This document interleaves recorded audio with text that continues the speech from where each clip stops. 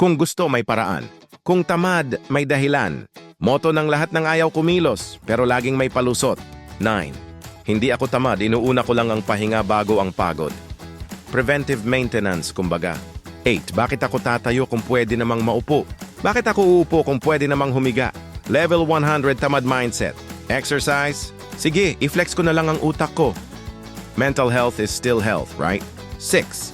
Aanhin pa ang maagang gising kung late ka rin kikilos? May point. Kahit medyo sablay. I've Team Nogawa, puro plano lang. Mastermind ng plano, hindi ng aksyon. 4. Gusto ko sanang tumulong, kaso baka magulo ko lang kayo. Concerned naman, in a lazy kind of way. Siyas silas, kapag may assignment, Lord, ikaw na po bahala. Faith-based procrastination. Ipagpapabukas ko na lang para hindi masyadong busy ang future ko.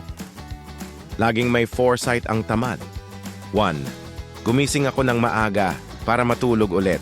Effort pa rin yan, promise. Sakto, mismo.